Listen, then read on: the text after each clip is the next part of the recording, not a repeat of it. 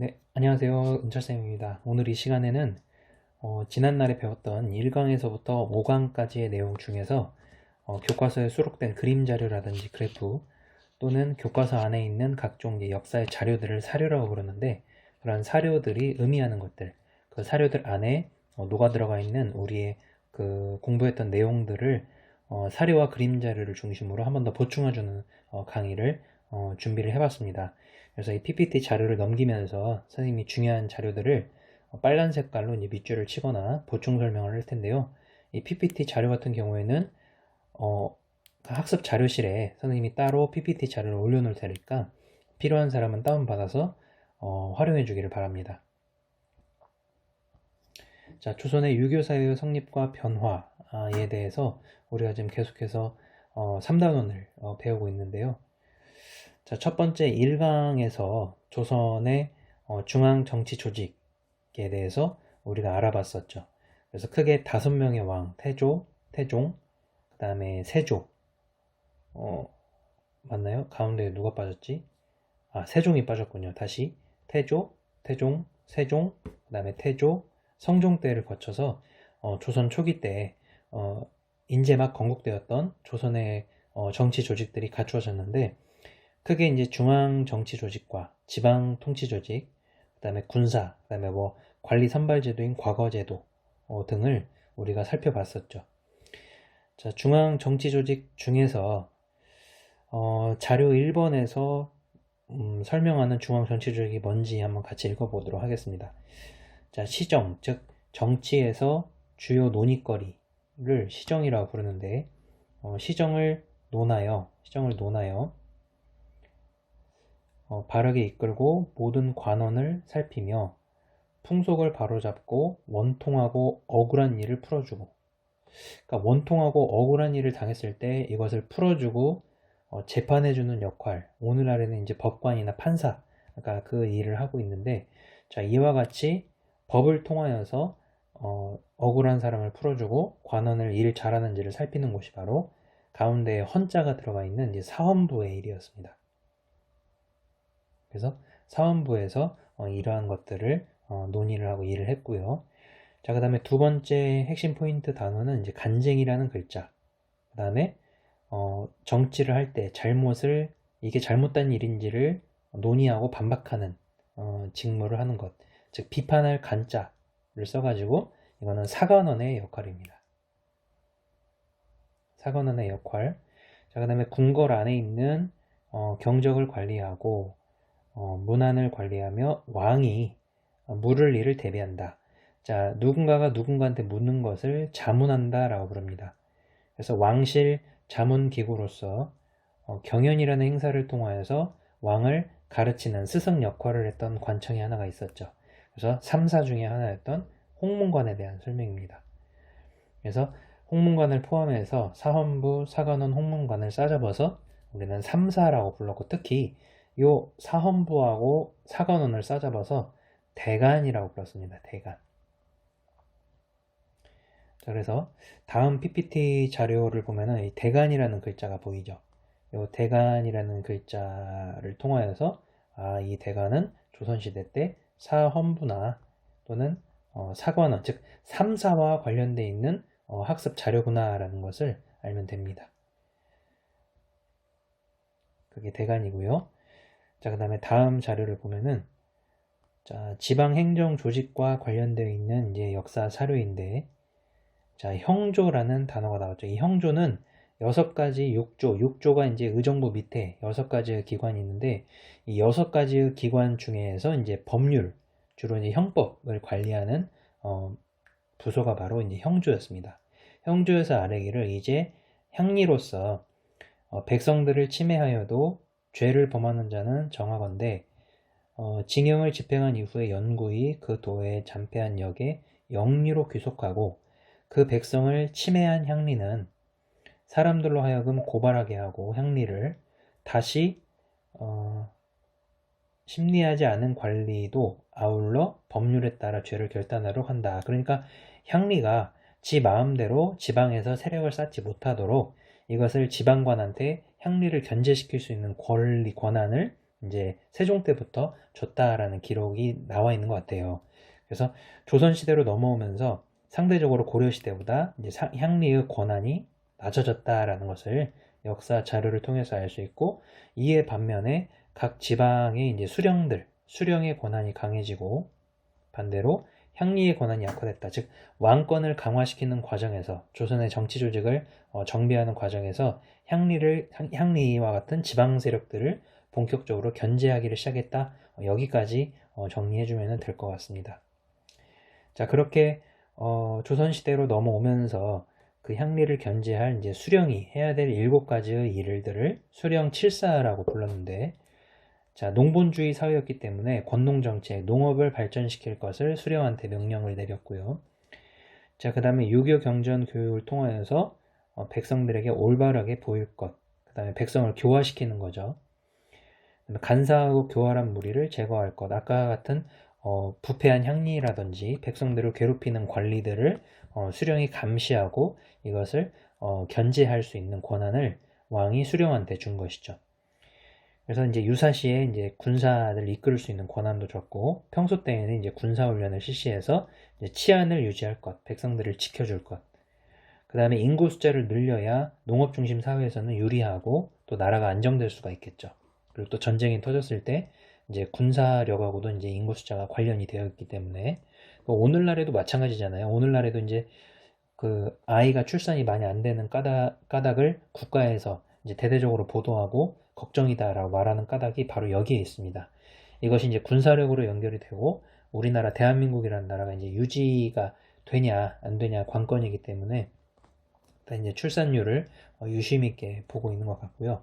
자, 그 다음에 마지막으로 이제 부역을 공평하고 균등하게 부과할 것. 그러니까 부역 자체가 이제 노동력을 국가에다가 이제 세금으로 제공을 하는 거죠. 그러니까 세금을 거둘 때 누구나 균등하게 부과할 것. 그러니까 원칙대로 정량 세금이 딱 정해져 있으면은 그것만 거둘 것이라는 말이 이 자료 안에 포함되어 있다고 보면 됩니다.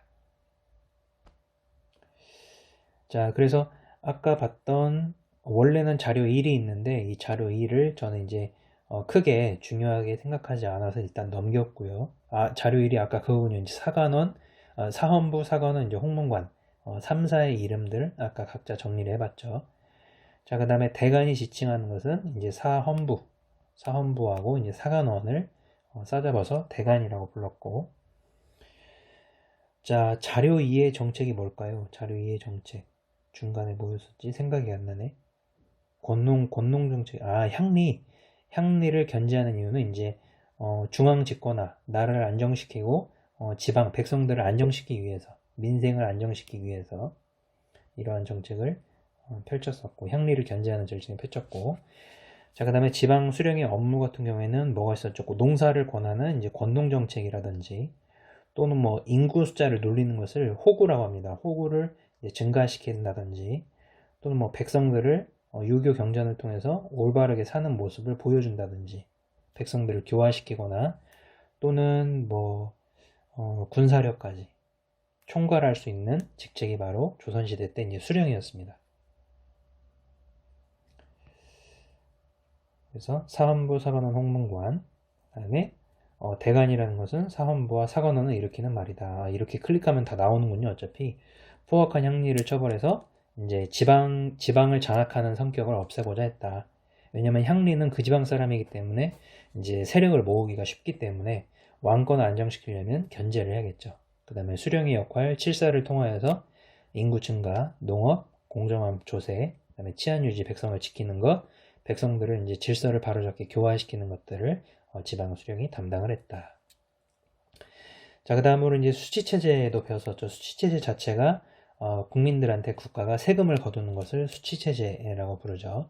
그래서 조세, 공납 여기 있었는데 그 중에서도 대부분 조세를 이루는 것이 쌀이었습니다. 그래서 농사를 권장하는 의례를 행한 까닭은 권농정책.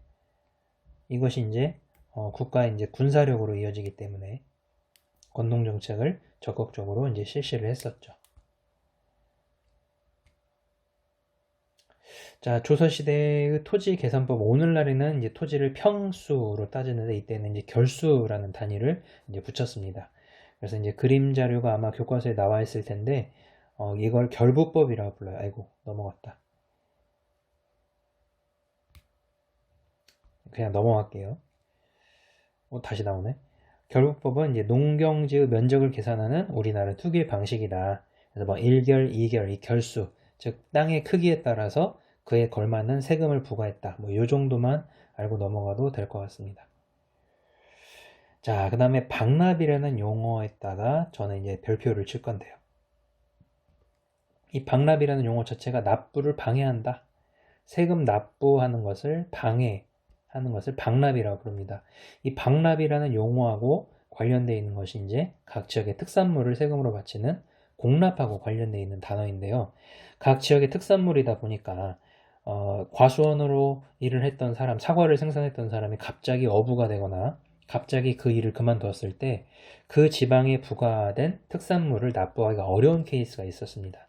그래서 다른 지역에서 그 특산물을 구매해서 세금을 바치거나 대신 다른 농수산물을 관청에다가 바치면 그 관청에서 대신 정부에서 요구하는 수산물로 바꾸어서 대신 납부하는 대납이 있었는데, 자, 이 대납을 뛰어넘어서 일부러 세금을 바치는데 세금을 내지 못하게 방해를 하는 겁니다.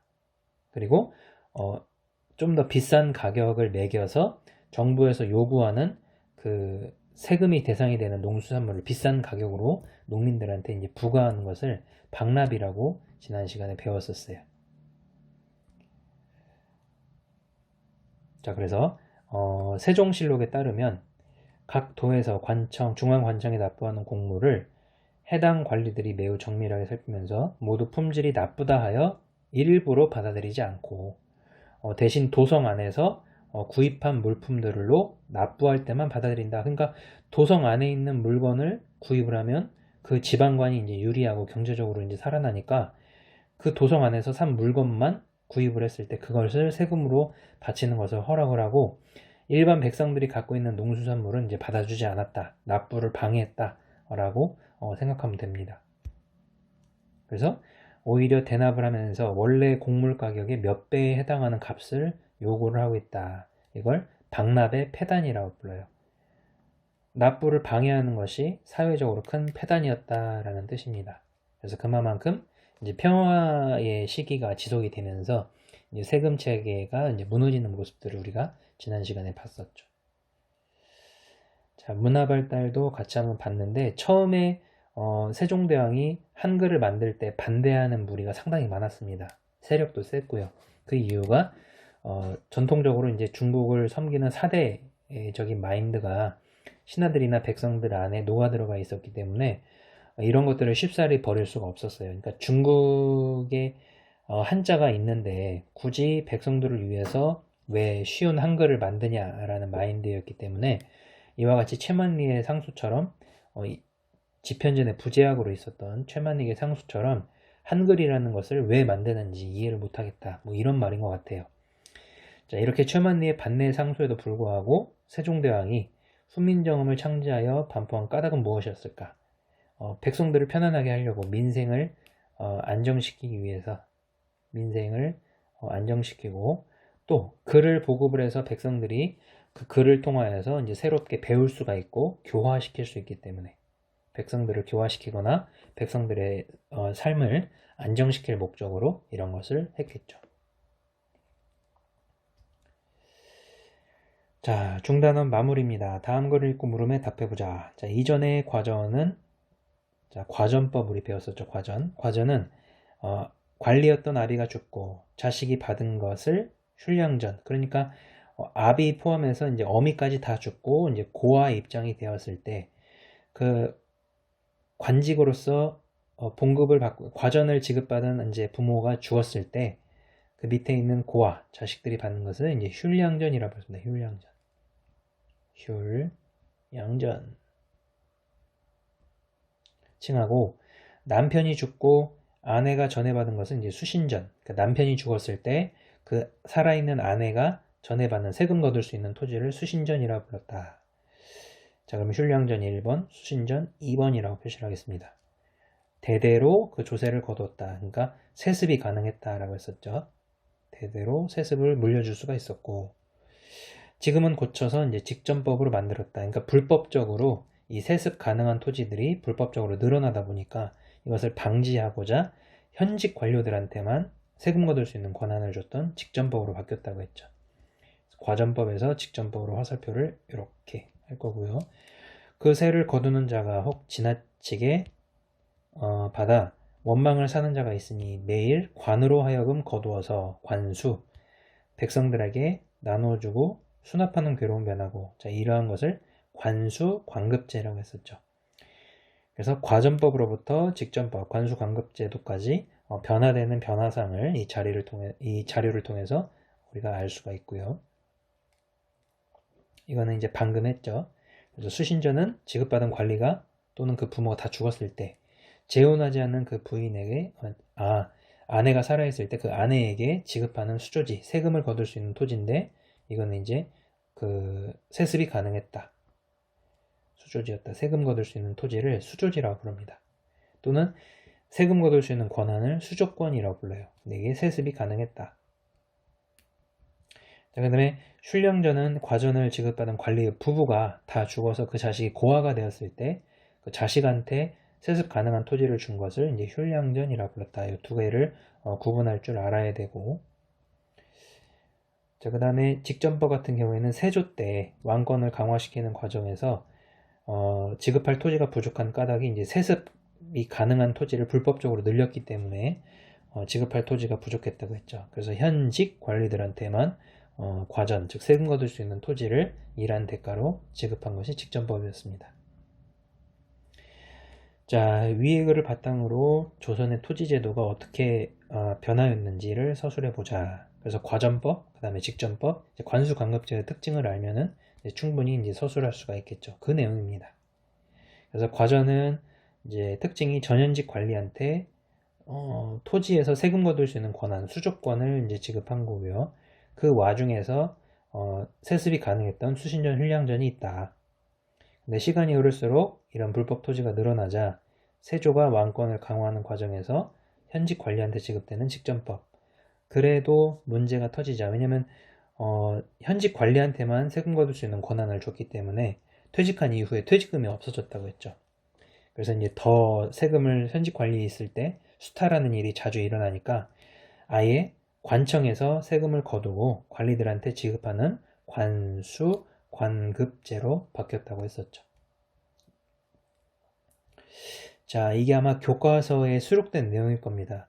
유네스코에 대한 설명인데요. 유네스코에 등록된 우리나라 문화유산이 이제 꽤 많이 있어요. 그래서 유네스코는 세계유산 협약을 체결하여 인류의 보편적 가치를 지닌 문화유산을 발굴하고 보존하고, 그 중에서 이제 조선시대의 문화유산 중에 그 가치를 인정받아 유네스코의 세계문화유산에 등재된 것들이 꽤 있다.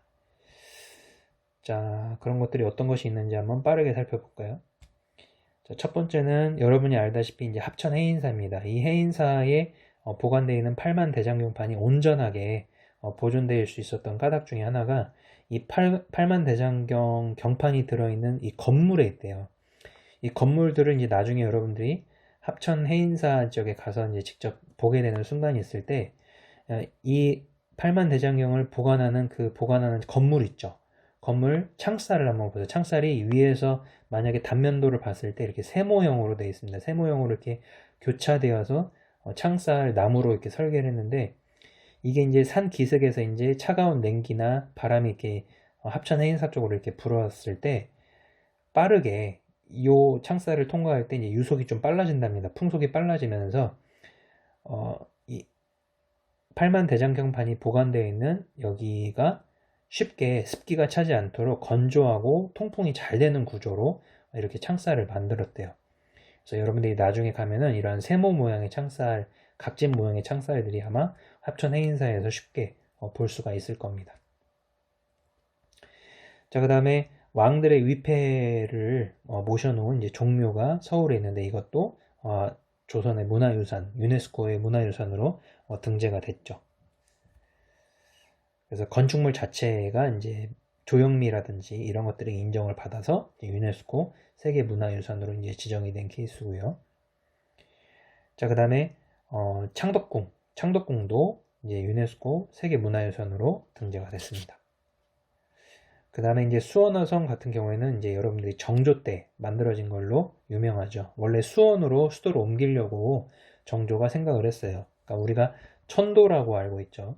자, 수도를 옮기면은 장점 중에 하나가 왕권이 강해집니다. 그래서 왕권을 강화시키고 이제 계획된 수도로 이제 옮겨서 나라를 안정시키려고 했는데 갑자기 이제 급사하는 사건이 일어나면서 정조의 꿈은 펼쳐지지 못합니다. 근데 요 성 자체가 매우 이제 계획 도시이다 보니까 현대적이고 이제 서양의 기술력들이 이제 이때 조선으로 많이 유입되는 상황이기 때문에 서양에서 가져온 무기들을 같이 사용할 수 있는 구조로 성을 개조하다 보니까 매우 세련되게 수원화성이 건축된 모습을 볼 수가 있고요. 비교적 온건히 수원화성이 많이 남아있다. 자, 그 다음에 조선의 왕릉도 유네스코 문화유산에 이제 등재가 된 케이스가 있고요. 자, 그 다음에 안동 하회마을 같은 경우에도 문화유산으로 등록이 됐답니다. 자, 그 다음에 우리가 전 시간에 배웠던 이제 그 인조가 청나라 군대를 피해서 대피를 했던 남한산성도 유네스코 세계문화유산으로 이제 지정이 됐고요. 자, 그래서 나라의 경계를 넘어서서 세계 역사에 이제 중요한 영향력 행사하거나 특정한 시점의 세계를 이해할 수 있는, 그러니까 우리나라 역사뿐만이 아니라 거기에 연결되어 있는 여러 가지 세계 사건들을 같이 배경을 설명할 수 있는 문화유산에다가 유네스코가 이제 등록될 수 있는 그 문화유산의 자격이 생긴다고 합니다. 자, 그 다음에 우리가 조선의 신분제도, 신분 구조에 대해서도 한번 살펴봤었죠. 자, 그 와중에 이제 호패를 태종 때 발급을 하게 되는데 오늘날로 따지면 이제 민증이죠. 민증을 발급한 까닭은 어느 마을에 몇 명이 살고 있는지, 그리고 그 사람들한테 구체적으로 이제 세금을 거두고 유사시에 군대를 동원을 손쉽게 하기 위해서 호패라는 것을 이제 지급을 했다. 그래서 만 16세 이상이면은 호패를 찬다라는 내용이고요. 자, 그 다음에 중인층이 있다는 것이 이제 조선시대의 특징이었죠. 중인의 지위로서 상대적으로 차별을 받았던 계층이 바로 중인 안에서도 서얼이었다.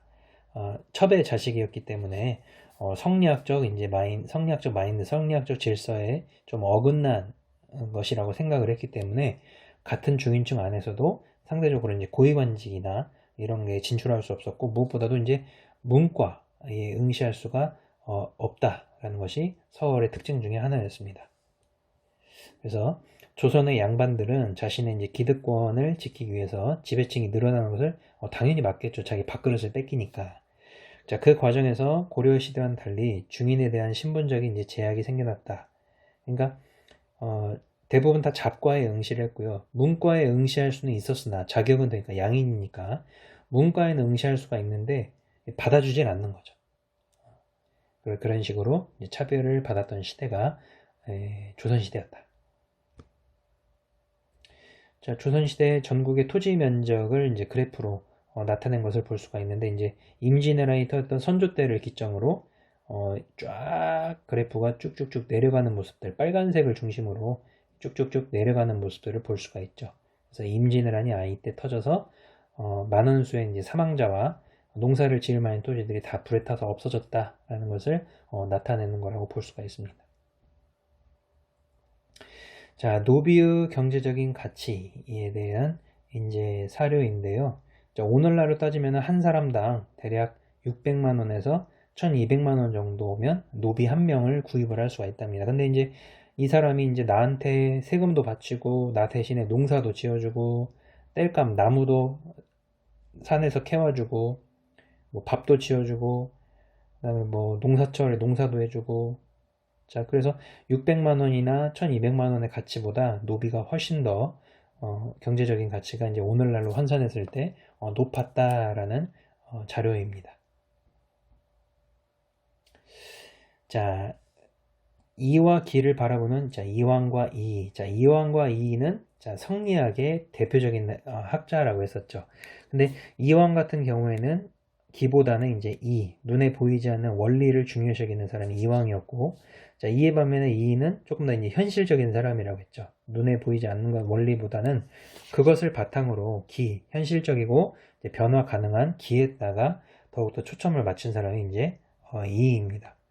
그래서 이 이이가 이제 주장했던 내용 중에 이제 10만 양병설 같은 경우에도 대부분의 이제 관리들은 전쟁이 터지지, 전쟁이 일어나지 않을 거야 이렇게 생각을 했는데, 이이 같은 경우에는 이제 현실을 직시하고 무엇보다도 군사력을 강화시키는 것이 필요하다.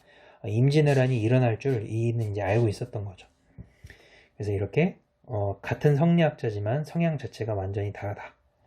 그래서 인간이라는 이제 본체가 있으면 뭐 혈액순환이 되고 숨을 쉬고 살아가고 눈에 보여지는 것들을 기라고 한다면, 우리 인간을 감싸고 있는 모든 우주의 원리들, 뭐 해가 뜨고 해가 지고 뭐 중력 작용에 의해서 물건을 손에 놓으면 떨어지고 이런 식으로 변치 않는 원리 같은 것들을 이라고 했었죠. 그리고 충분히 변할 수 있고 눈에 보여지고 현실적인 것을 기라고 했고, 이 두 가지를 중심으로 연구를 하는 이론을 가리켜서 성리학에서는 이제 이기론이라고 배웠습니다. 그래서 이 이기론의 대표 주자 중에 하나가 이황, 그 다음에 이이가 있었다라고 지난 시간에 배웠었죠. 그 내용입니다. 자, 군주의 역할에 대한 생각의 차이. 우리가 지난 시간에 배웠을 때 이황 같은 경우에는 군주 스스로의 이제 노력을 중요시했다면, 이이 같은 경우에는 군주 스스로의 노력 플러스 조력자, 왕을 중심으로 왕을 도와줄 수 있는 이제 신하들이나 조력자의 중요성을 더욱더 중요시 여겼다라고 볼 수가 있죠. 그래서 이황이 쓴 책이 이제 성학 10도, 쉽게 성리학을 그림을 통하여서 알 수 있는 성학 10도를 통하여서 이러한 내용들을 이제 수록을 했고요. 성학 3도, 성학 10도. 그 다음에 이이 같은 경우에는 성학 집요, 성리학의 학문을 이제 집대성하고 요약했다. 그래서 성학 집요라고 부릅니다. 그래서 여기서 이제 조력자, 신하의 역할을 굉장히 중요시 여겼다고 보죠. 그러니까 왕은 현명할 수도 있고 미련할 수도 있는데, 그 왕을 잘 이끄는 것은 결국에는 그 왕 밑에서 충성바치는 신하들이 어떻게 하느냐에 따라서 어리숙한 왕도 이제 현명한 왕이 될 수 있다, 변화될 수 있다라고 생각한 것이 이제 이이의 입장이었죠. 자, 그래서 군주의 역할에 대한 생각의 차이, 방금 설명을 한 거, 거기 중에서도 이제 이이 같은 경우에는 기제를 바꾸는 것, 좌우지간 바꾼다, 변화한다 라는 글자가 등장하면은 성리학에서는 미안합니다. 이이가 대표 주자라고 보면 됩니다. 이게 이제 그 내용이고요. 만물의 근본이고 이제 사물에 앞서 존재한다고 보았다. 반면에 이이는 이와 기의 이제 상호 연관성, 그 중에서도 특히 변화 가능한 현실적인 기에 초점을 맞췄다라고 볼 수가 있고요. 이황은 군주 스스로가 이제 성학을 따를 것, 이제 스스로의 노력, 군주 스스로의 노력을 중요시한 것이 이황인 반면에, 이이 같은 경우에는 현명한 신하들, 조력자를 동원해서 기지를 변화시키는 것에 초점을 맞췄다. 그러니까 어리숙하고 어리석은 왕일지라도 이제 현명한 신하를 만나면 충분하게 현명해질 수 있어요. 자, 그 다음에 조선의 대외 관계에 대해서 같이 한번 살펴봤는데, 우리는 이제 오래전부터 중국을 섬겨왔었고, 조선이라는 나라가 이제 건국이 되었을 때 중국은 이제 명나라였었죠. 명나라. 그래서 명나라와의 거래를 우리는 이제 조공과 책봉 관계라고 배웠습니다. 조공은 우리가 이제 명나라한테 이제 어떻게 보면 인사 잘 부탁드립니다 하고 인사드리는 거고, 책봉은 이제 명나라가 우리한테 어이구 귀여운 녀석들, 그래 너네를 신화된 국가로 우리가 임명을 해줄게, 책봉을 해줄게 라는 식으로 명예 이제 선진 문물을 이제 수용할 목적으로 실리적인 외교를 선택을 했다 라고 지난 시간에 배웠었죠. 그래서 그 용어 중심에는 이제 책봉하고 조공이 있다는 거, 그리고 이 두 가지 단어는 이제 명나라하고 관련이 돼 있다는 거, 중국 잘 기억해 주시면 그 내용입니다. 그 내용이고, 그래서 이런 식으로 이제 명나라와 이제 무역을 통해서 이제 갔다. 허가된 사람만 이제 무역할 수 있는 공무역이 중심이었겠죠. 자, 그 다음에 조선과 명, 그 다음에 유구 같은 경우에는 오늘날 동남아시아라고 생각하면 됩니다. 이거는 이제 수업 시간에 건너뛰었기 때문에 이거는 바로 패스를 할게요, 그냥. 자, 그래서 명과는 사대 관계를 맺었다. 그 다음에 왕이 바톤 터치하는 거, 왕이 계승, 왕이 승계를 비롯한 내정에 관한 간섭은 받지 않았다. 그 대신에. 그러니까 명나라의 식민지가 아니라 그냥 이웃 국가이긴 한데 힘이 센 국가이다 보니까 실리적으로 너네 명나라한테는 우리가 적대적인 생각이 전혀 없으니까 너네를 섬기는 입장이니까 우리를 잘 부탁된다. 이런 식으로 거래를 하고 명나라의 간섭이나 지배는 받지 않았다는 것이 4대 외교의 특징입니다. 자, 이 그림에서 나오는 배가요, 우리나라 전통적인 전투함인 판옥선입니다. 여기에서 여기까지 높이가 대략 2층에서 3층 정도 높이, 그러니까 대략 한 10m 이상이 된대요. 근데 그때 당시 배, 일본의 주력 함대 같은 경우에는 기껏 해봐야 여기까지밖에 안 된답니다. 일본의 그 주력 함대 그 배 이름이 있었는데 4글자였는데 까먹었어요.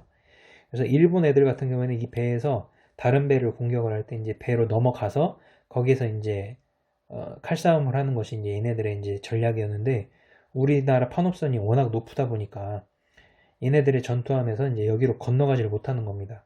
그리고 판옥선과 부딪혔을 때 이 일본 주력 함대는 이제 쉽게 배를 제작하고 날렵하게 만들기 위해서 주로 삼나무나 전나무와 같이 주로 부드러운 나무를 쓰는 반면에 우리나라 판옥선 같은 경우에는 이제 주 원료가 소나무래요. 그러다 보니까 전나무하고 삼나무보다 훨씬 더 견고하고 딱딱한 나무가 소나무이기 때문에 배를 만드는 시간은 오래 걸리고 힘드나 한번 판옥선을 만들어 놨을 때 그 파괴력은 엄청났던 거죠. 그리고 일본 주력 전투함이 이제 건너지를 못하니까 이 판옥선 높은 위에서 밑으로 화살을 쐈을 때 이제 전멸을 하는 겁니다. 그래서 이제 비록 이순신이 이제 12척의 배만 남겨놓고 막 몇백 척의 일본 함대를 대항을 했을 때 이길 수 있었던 까닭이 판옥선 플러스 이제 지형지물, 유속이 빠른 지역을 이용해서 이제 이긴 것이 바로 여기에 있어요. 그래서 우리나라 전통배 이름 판옥선이다, 이렇게 생겼다라는 것을 그림자를 통해서 한 번 더 확인해 주시고, 자, 이순신이 이 같은 장계를 올린 이후에 벌어진 해전에서는 어떤 결과가 나타났을까? 자, 명량해전에서 일본군의 이제 보급로를 잘랐죠. 그래서 수륙 병진 작전을 좌절시키고 결국에는 나중에 철수하도록 하는데 이순신의 조선의 수군이 큰 영향을 끼쳤다라고 지난 시간에 배웠습니다. 자, 동래부 순절도는요, 여기가 이제 부산입니다. 오늘날 이제 부산 동래성인데, 이 동래성을 이제 최초로 임진왜란이 막 터졌을 때 일본 군대가 부산을 습격하는 장면을 이제 그림 자료로 이제 표현한 거예요. 그래서 막 가장 인상 깊었던 건 여기 그림을 자세히 보면은 지붕 위에서 여인들이 이제 왜군들이 막 성으로 밀려 들어오니까 여인들이 지붕 위에서 올라가서 기와장을 던지면서 항거하는 장면들. 자, 이런 것들을 우리가 오늘날에는 그림자를 편하게 그냥 보지만 그때 당시에는 정말 비참하기도 하고 굉장히 무서웠겠죠. 그래서 이때 당시 부산성 안에서 죽었던 조선인들이 오늘날 통계 숫자로 3,000명가량 된다고 합니다. 그러니까 무고한 남녀노소 할 것 없이 그냥 다 죽음을 맞이한 거죠. 그 와중에서도 우리가 차마 입 밖으로 내지 못하는 처참한 모습들도 많이 있었을 겁니다. 그 빙산의 일각 중에 하나가 바로 이러한 그림에 표현된 모습을 볼 수가 있고요. 그리고 또 여기에 자세히 보면은 이 성을 지키는 장군으로 보이는 사람들이 신하들을 이끌고 도망치는 모습을 볼 수가 있어요. 지금 왜군들이 이렇게 다 쳐들어오고 공격하는 입장에서 이 사람들은 지금 목숨 바쳐서 싸우고 있는데 성 뒷문으로 도망치는 모습도 표현한 만큼 이때 당시 우리나라 군사력이 일본에 비해서 이제 형편이 없었다라는 것들을 여러 가지를 표현한 그림이 동래부 순절도라고 보면 됩니다. 자, 이때 당시 주요 무기, 우리 같은 경우에는 이제 우리가 소위 말해 대포라고 부르죠. 대포의 무기가 있기는 있었지만 명나라나 일본처럼 이렇게 휴대할 수 있는 무기가 많이 없었어요. 여전히 이제 칼이나 화살을 휴대하고 다니고, 이러한 총기류 같은 경우에는 이제 임진왜란 도중에 4년 동안 휴전협정을 맺으면서 그때 이제 훈련도감이나 이제 비변사를 통하여서 이제 조총이 제작되고 그때서야 제작이 됐습니다. 그래서 이러한 무기들이 그때 당시 존재했다. 자, 그 다음에 광해군의 외교 정책을 한마디로 이제 명나라와 이제 후금 사이에서 가운데서 중립을 지키는 외교라고 해서 중립 외교 정책이라 불렀죠. 자, 임진왜란이 이제 막 수습되기 전이었는데 또다시 이제 전쟁의 구렁텅이에 백성들을 사지로 몰아넣을 수밖에 없기 때문에 명나라가 요청한 것은 들어줘야겠고, 그렇자니 그때 당시 이제 실세 대세였던 후금하고의 전쟁에서 게임이 안 될 것 같으니까 아예 요 둘 사이의 중간을 지킨 겁니다. 그래서 이 그림자를 통해서 보면 이제 강원의 장군이 이제 청나라 후금의 이제 황제 앞에서 이제 항복하는 모습을 볼 수가 있는 것이 그림 자료에 나와 있고요. 그래서 중립 외교를 통하여서 백성들의 생명도 지키고 우리나라의 위치도 지킬 수가 있었던 것이 이제 광해군이었다. 그래서 조선군의 전력으로는 도저히 이길 수 없다는 사실, 현실적으로 파악을 한 거죠. 그래서 비록 고마운 명나라지만 그 명나라를 도와주는 척 하면서 후금한테 이제 항복선언을 했다. 그래서 명예욕으로 원병을 파견했지만 후금에게 바로 항복선언을 하는 중립 외교 정책을 지켰다. 자, 하지만 결국에는 명나라가 전쟁에서 졌죠. 그리고 후금이 전쟁에서 이겨서 이제 청나라를 세우게 되는데, 이 청나라가 우리나라한테 이제 군신 관계를 요구를 했을 때 이것을 들어줄 것이냐? 우리 사정이 워낙 안 좋다 보니까 이 청나라를 명나라도 이기지 못했는데 우리 못 이길 것이다. 아니다. 끝까지 목숨 바쳐서 다 쏟아붓고 싸워야 된다. 이 두 가지. 이걸 이제 주전론이라고도 불러요. 주전론을 다른 말로 이제 척화론이라고 부른다. 오랑캐 화자. 오랑캐들을 배척하는 생각을 척화론이라고도 불러요. 그래서 이 두 가지가 이제 등장했던 시기가 이제 인조 때라고 보면 됩니다. 그래서 이 척화론이라는 글자, 주화론이라는 글자가 등장을 하면은, 자, 병자호란 때 이제 인조의 정책, 친명 배금 정책과 관련돼 있다라고 생각을 하면 돼요. 자, 다음 글을 읽고 물음에 답해보자. 어디 한번 볼까요? 중국을 차지하고 있는 주인은 오랑캐들이다. 자, 지금 중국을 차지하고 있는 주인은 오랑캐이다. 원래 주인이 있었는데 중국이 오랑캐한테 주인을 뺏긴 거죠. 그래서 여기서 나온 오랑캐는 여진족이 세운 국가 후금, 즉 청을 뜻합니다. 후금이나 청. 중국의 옛 법마저 다 얕잡아서 무시해버린다. 우리는 저들과 비교하여 한치에도 나은 점이 없다. 그럼에도 머리를 깎지 않고 산투를 틀고 있는 것만 가지고 스스로 천하제일이라 하면서 옛날이 아니다 라고 하면서 중국 고유의 출중한 법과 제도마저 배척해버리고 만다. 그렇다면 장차 어디에서 본받아야 될까? 그러니까 비록 오랑캐이긴 하지만 본받아야 된다라는 의도죠. 그래서 북쪽에 있는, 그러니까 실제로 후금이나 청나라가 우리나라보다 북쪽에 있기 때문에 북쪽에 있는 청나라의 학문을 배우자라는 것을 북학론이라고 부릅니다. 이것을 주장했던 인물 중에 하나가 박지원이에요. 지원. 그래서 비록 우리를 무너뜨리고 굴욕적인 사건을 겪게 한 청나라지만 그들의 이로운 점은 우리가 충분히 배우자라는 것이 박지원의 생각입니다. 그래서 북벌은 북쪽에 있는 이제 오랑캐를 정벌하자라는 뜻이고, 북학은 북쪽에 있는 학문을 배우자라는 거죠. 그래서 북벌은 어떻게 보면 이제 주전론이라고도 볼 수가 있고, 북학은 북쪽에 있는 학문을 배우자라는 입장이니까 주화론하고 이제 유사하죠. 그런 그것을 바탕으로 용어의 뜻을 정리를 해보면 됩니다. 자, 역시 이것도 같은 맥락이죠. 가와 나에 나타난 주장에 대해서 자신의 입장을 이제 서술해 보자. 그래서 명나라의 은혜를 잊어서는 안 된다. 주전론 같아요. 끝까지 이제 저항하자, 북벌을 추진하는 것이 당연하다. 이런 의견도 있을 수도 있고, 현실적으로 우리가 잽이 안 되니까 이왕 이렇게 된 거 배워서 나라를 좀 더 안정시키자라는 입장이 이제 주화론 또는 이제 북학론입니다.